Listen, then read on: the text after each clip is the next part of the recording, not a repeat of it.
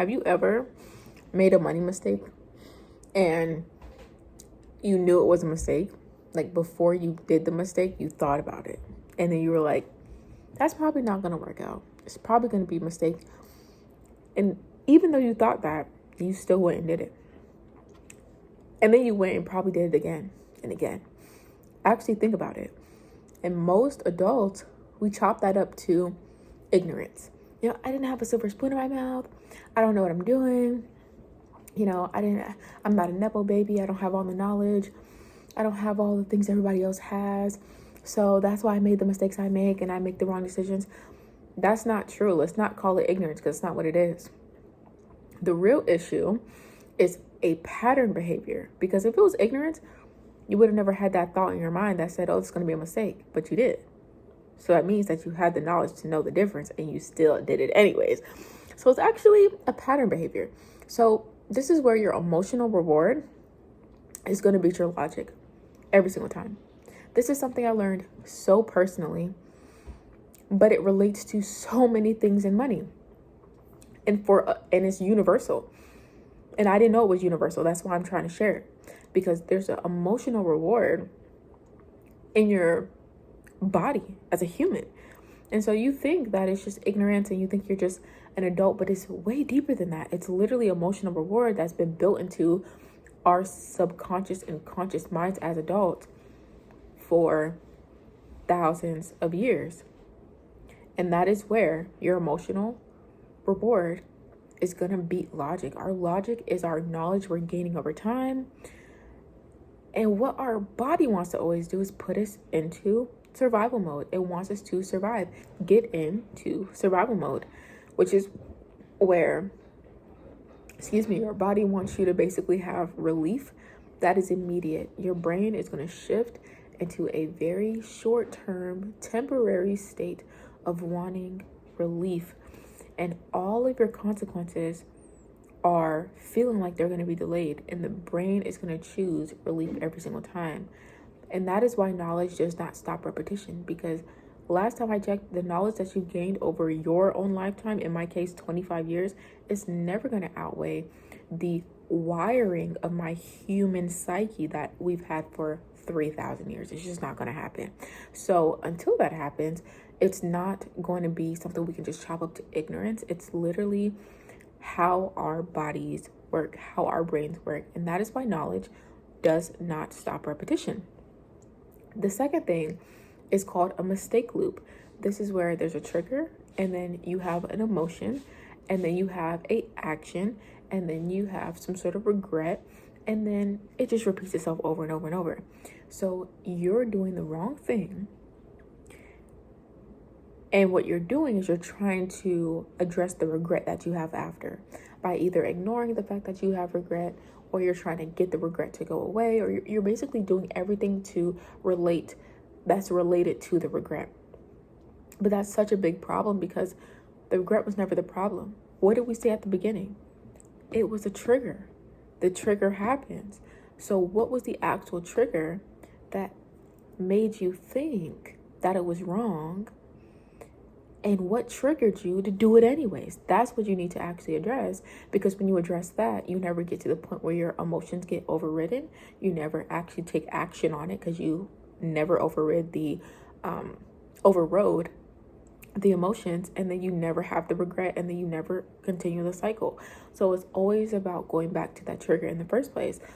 And then the problem, even if you are understanding that mistake loop and you understand the triggers, you are most likely tracking the wrong things. A lot of people track their actions. They track it on a tracker inside of a planner or their Google Calendar or in their notes app on their phone, etc., etc., etc. But the actions you take really are not the right thing. People always track their actions. They try to get data, because as humans, we think that if we can just find a pattern in our actions, then we'll find the problem. That's never the case, because what causes action, right? You're trying to track actions, but what actually causes the action? Emotion, how you feel about something. is what's causing you to act a certain way. So if you track the actions, that's fine. But when you look at the data you get from the actions, doesn't do anything for you, because that's not the actual problem. See, the issue is you can have one action that has 45 different emotions that came from it. And that's the issue, because if you just look at the actions, you never actually know what was the emotion that got you there in the first place. So you're going to try to fix the action. You're going to try to fix the action over and over and over and over and over, fix the action. But the action could have been literally any emotion. So how do you know actually how to fix the action if you can't fix what caused it? And that's the biggest problem. So what you're trying to do is you're trying to fix symptoms, but you need to go to the root cause. And the root cause is the emotion behind the action. If you think about spending money, I give you $10,000 and you spend it in a day. You spent it in a day in scenario A and scenario B. You could have spent that $10,000 on a cash flowing asset that you've been planning for a while and you finally have the money for, since I gave you disposable income, right? That's an action. And the emotion behind it was confidence that you finally have the resources to put the money towards something.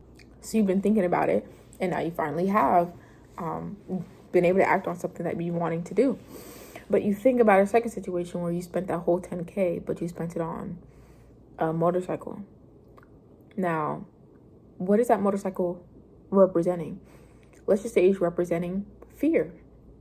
Fear because you don't think you're going to use the 10K properly, and you don't want to lose the 10K, because if you go invest it in an asset, you don't know if you'll get that return back, and you don't want to make that investment. Even though you've been thinking about it and researching it, you're just too scared. When the moment comes to do it, you don't do it because you're too scared. You don't have that confidence behind it. So now you're like, let me just go put it into something I know I'll enjoy, and I know I'm not going to make any money from it, and it's probably going to cost me more in repairs than it did to buy it, but I'm still going to do it. Same action, still spending that disposable income, but one of them was based off of confidence to make your financial situation better, and one was based off of fear that's going to make your financial situation worse. So either way, you have to understand what was the emotion that came before you had the action. The actions really do not matter as much as people think they do. So also there's an intervention point where you identify emotion before action. You have to sit down and say, if I go spend money on X, what would be the emotions behind it? If I go spend money on Y, what would be the emotions behind it? And that is how you identify your emotions before you take any action on anything. And you have to actually, like, it sounds really corny, but once you make a decision, like, the money's out of the window. So it actually makes sense to sit down and say, you know what? If I'm going to go spend some money, it might actually be worth my time to sit down and write it out. It might be worth my time and just sit down and kind of look and research about what I'm about to do and think about it.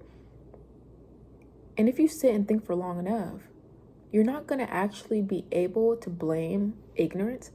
You're going to be able to see the emotion. And that is what you have to do to interrupt the loop before you take any sort of behavior towards a financial decision. So what happens is that you don't actually stop the mistake. You stop the moment before it starts. When you try to stop the mistake or stop the outcome, you've already triggered it into happening because you've already started, you've already initiated it. So instead of trying to stop the outcome, stop what causes the outcome. And that is how you can make better timed financial decisions in the long run, long term.